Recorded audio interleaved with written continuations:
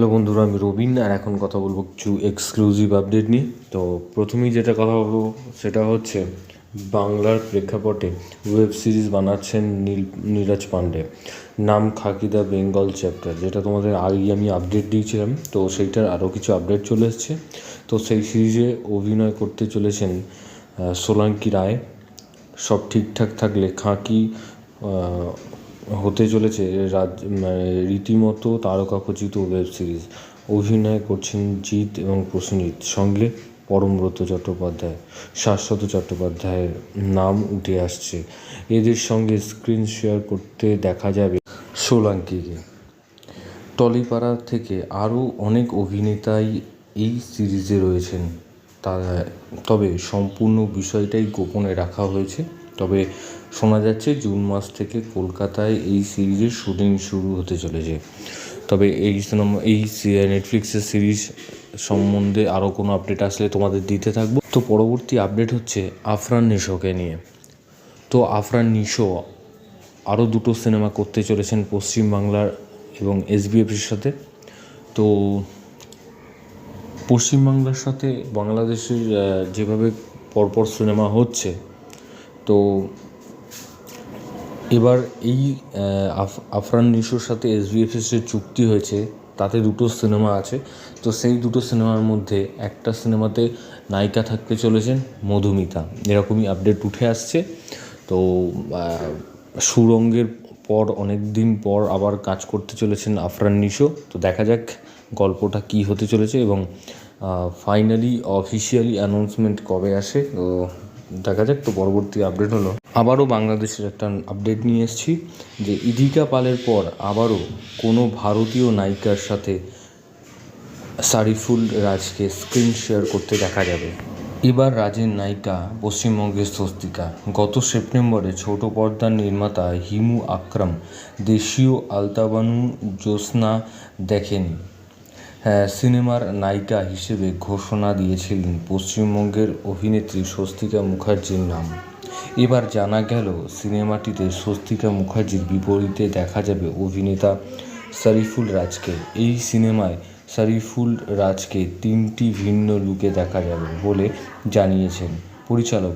খুব শীঘ্রই শুরু হবে সিনেমাটির শুটিং। তো দেখা যাক এই সিনেমার নাম কী হতে চলেছে, গল্প কী হতে চলেছে। তো এরকম আপডেট পেলে তোমাদের অবশ্যই জানাতে থাকবো।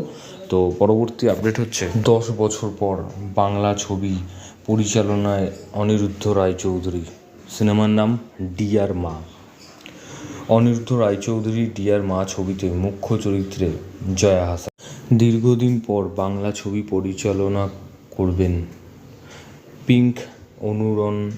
সদ্য করক সিং খ্যাত পরিচালক অনিরুদ্ধ রায়চৌধুরী, ছবির নাম ডিয়ার মা। এই ছবির শুটিং শুরু হবে 23শে মে থেকে। এই ছবিতে মুখ্য চরিত্রে জয়া হাসান রয়েছেন এবং তার স্বামীর চরিত্রে রয়েছেন চন্দন রায় সান্যাল। গুরুত্বপূর্ণ একটি চরিত্রে দেখা যাবে শাশ্বত চট্টোপাধ্যায়কে। ছবিতে একজন শিক্ষকের চরিত্রে রয়েছেন ধৃতিমান চট্টোপাধ্যায়। দুটো বাচ্চা মেয়ে রয়েছে ছবিতে এবং গল্প সম্বন্ধে এখনও কিছু সেরকমভাবে জানা যায়নি। তবে দেখা যাক আরও কী আপডেট আসতে থাকে। তো আপডেট আসতে থাকলে তোমাদের জানাতে থাকবো। তো পরবর্তী আপডেট হচ্ছে পরিচালক পাভেলের নতুন ছবি আসতে চলেছে, যার নাম হচ্ছে পরাণ যাহা চায়। এর গল্প কী হতে চলেছে?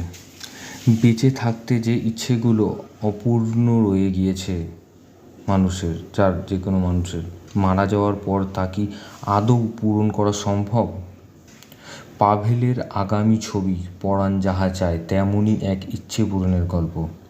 বৃদ্ধাশ্রমে থাকা এক বাবা তার উইলে নিজের কিছু ইচ্ছের কথা লিখে যায়। সেই ইচ্ছে পূরণের দায়িত্ব বর্তমান বিদেশে থাকা ছেলের উপরে।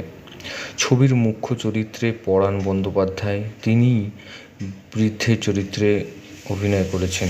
ছবিতে তার নাম পরাণ। ছেলের চরিত্রে ইন্দ্রনীল সেনগুপ্ত।